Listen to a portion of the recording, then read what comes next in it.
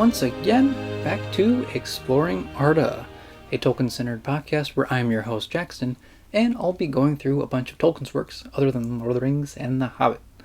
And yes, this is going to be part 2 of The Adventures of Tom Bombadil, so it is, like I said last time, loosely related to Lord of the Rings, but it's not exactly Lord of the Rings. So I kind of figured this kind of counts as a side story, I would say. And it's a bunch of like multiple adventures of Tom Bombadil, which kind of makes sense. So, and I read through the first story, which is called The Adventures of Tom Bombadil, so check that out. Once again, I am reading from the Tales from the Perilous Realm, if you guys can see it or not. But yeah, this time, I actually wore my special Frog and Toad shirt because they're in the boat, because the second story is literally called Bombadil Goes Boating. So I wanted to kind of see if you guys can see it or not. He's in his little boat here at the top of the chapter. So I thought it was kind of fun to kind of match the chapter. If you guys can even call it a chapter, I guess. But I think with that out of the way, I think we'll just get right into the story. So let's go. Bombadil Goes Boating. The old year was turning brown. The west wind was calling. Tom caught a beechen leaf in the forest falling. I've caught a happy day blown me by the breezes. Why wait till morrow year? I'll take it when me pleases. This day I'll mend my boat and journey as it chances, west down the Withy stream, following my fancies. Little bird sat on twig. Willow, Tom, I heed you. I've a guess where your fancies lead you. Shall I go, bring him word to meet you?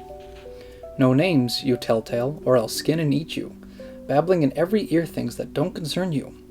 If you tell Willow Man where I've gone, I'll burn you, roast you on a willow spit, that'll end your prying. Willow Wren cocked her tail, piped as she went flying. Catch me first, no names are needed. I'll perch on his hither ear, the message will be heeded. Down by Mythe, I'll say, just as sun is sinking. Hurry up, that's the time for drinking. Tom laughed to himself. Maybe then I'll go there. I might go by other ways, but today I'll row there. He shaved oars past his boat, from hidden creek he hauled her, through reed and sallow brake, under leaning alder. Then down the river went, singing, silly sallow, flow withy willow stream over deep and shallow.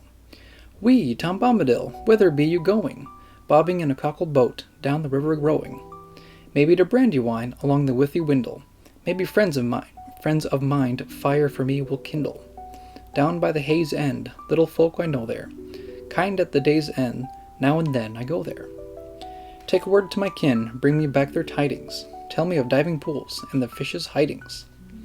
Nay then, said Bombadil, I am only rowing, just to smell the water like, not on errands going.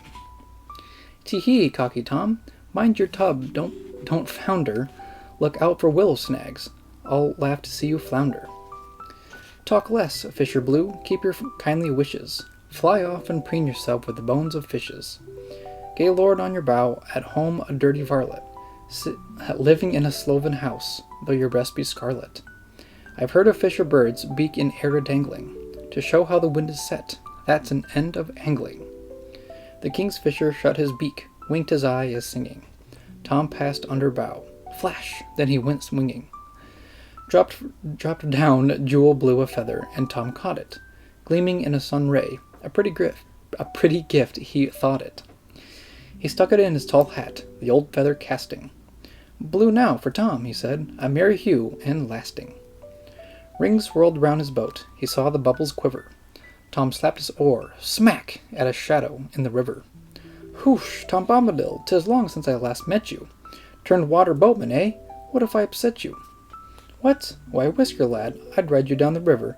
My fingers on your back would set your hide a shiver. Pish, Tom Bombadil, I'll go and tell my mother.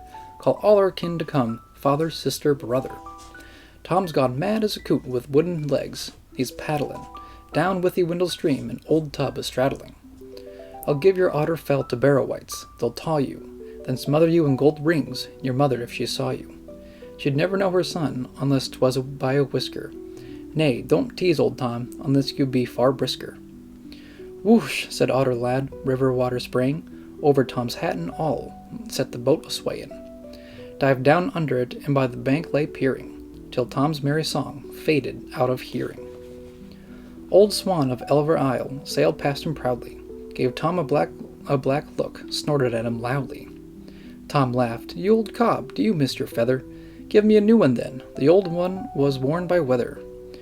Could you speak a fair word, I would love you dearer, long neck and dumb throat, but still a haughty sneerer. If one day the king returns, in upping he may take you, brand your yellow bill, and less lordly make you. Old Swan huffed his wings, hissed and paddled faster. In his wake bobbing on, Tom went rowing after. Tom came to Withywindle, down the river rushing, foamed into Windle reach, a bubbling and a splashing. Bore Tom over stones spinning like a windfall, bobbing like a bottle cork to the height at Grindwall.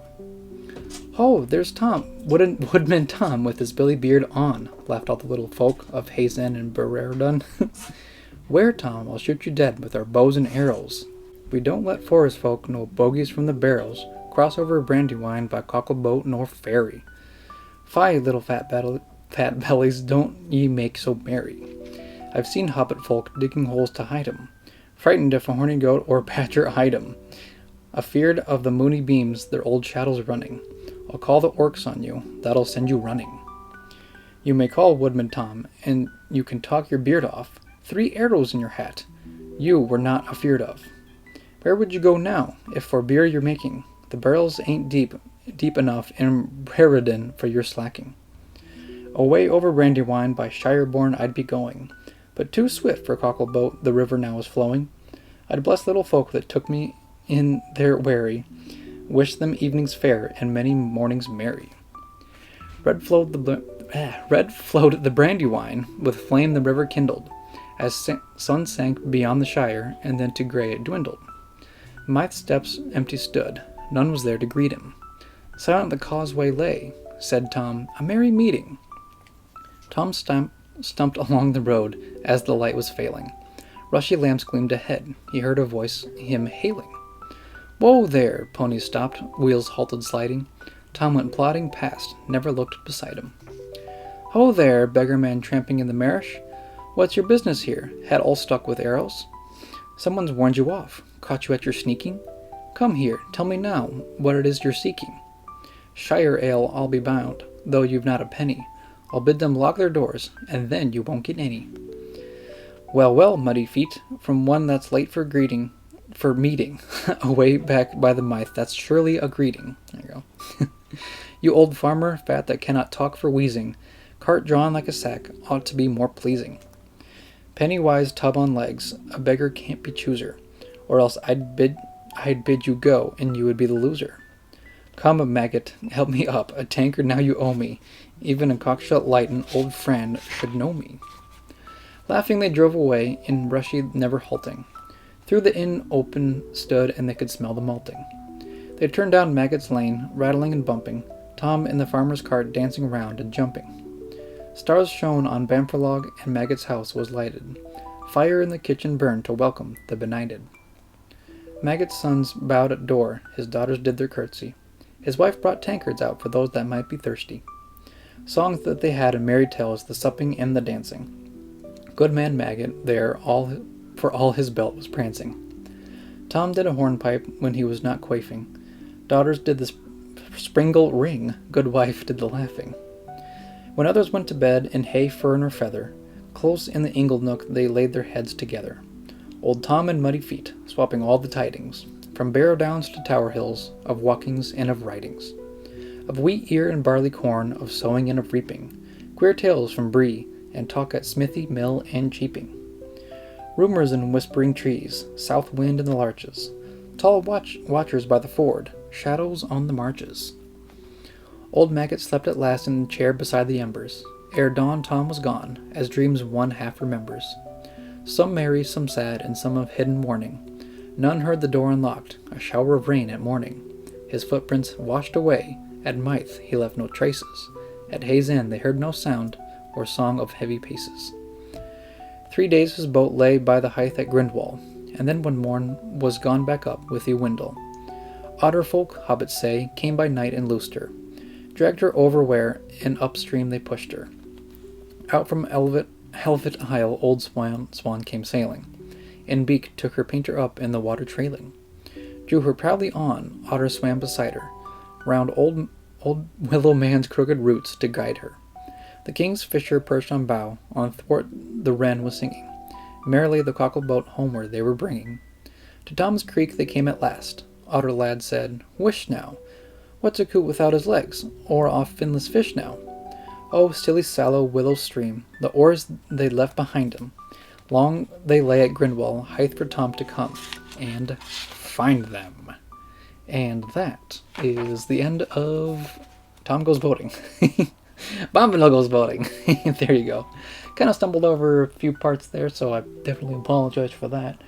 Sometimes it is a little tricky to read poetry, as I said last time, because I'm not quite used to the rhythm, I guess I should say. But this one's kind of fun because we actually get to see some Hobbit folk, and especially with Farmer Maggot, because he's also in Lord of the Rings. So for right now, this is basically, I would say loosely, almost as close to Lord of the Rings as we'll get so far in the podcast.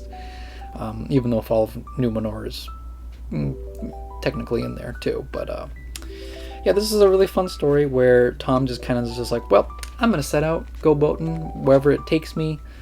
He meets a few friends. He got was it Fisher Blue, King's Fisher, some birds trying to basically tell him like, hey, I'm gonna go tell Old Man Willie where you're at, and Tom's just like, don't you do that.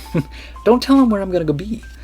But eventually he does end up in the Shire, and he basically has a nice time with Farmer Maggot and his sons and daughters and wife. Even though like their last name is Maggot, which is terrible. It's a terrible last name. They're like the friendliest folks, friendliest farmers of hobbits that you could meet.